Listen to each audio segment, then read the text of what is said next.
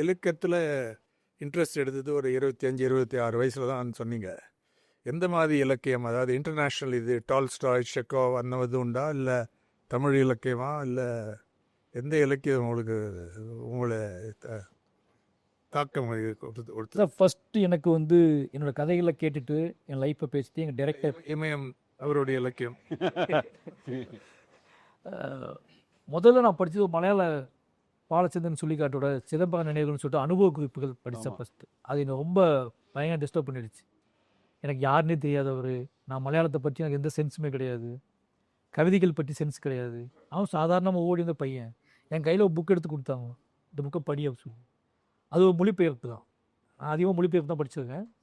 அப்போ இந்த வாசிக்கும் போது எனக்கு வந்து என்னை டோட்டலாக அது வாஷ் அவுட் பண்ணி என்னை வந்து டோட்டலாக மாற்ற முயற்சி பண்ணிச்சு அந்த புத்தகம்.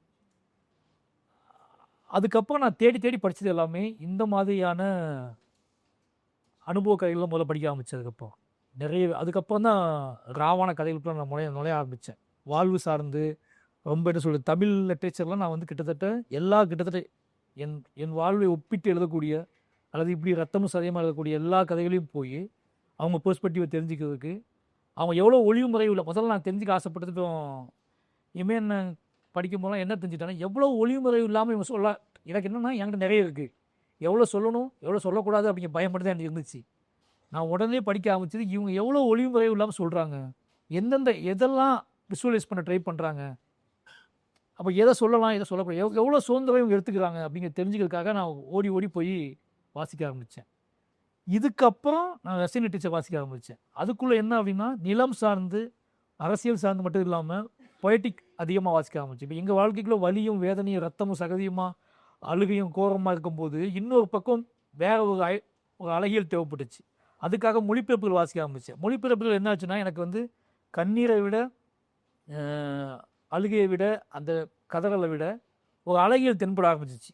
அவங்களுக்குள்ளே தென்படக்கூடியனா நம்ம வேற ஒரு நிலத்தை பற்றி யோசிக்கிறோம், ரஷ்யாவை பற்றி யோசிக்கிறோம். அப்படிங்கும்போது அதுக்குள்ளே அழகியல் தென்பட ஆரம்பிச்சு. இப்போ இந்த எங்கிட்ட இருந்த நான் வாசித்த தமிழ் இலக்கியம், தலித் இலக்கியம், இந்த இலக்கியங்களுக்கு நான் கொடுத்த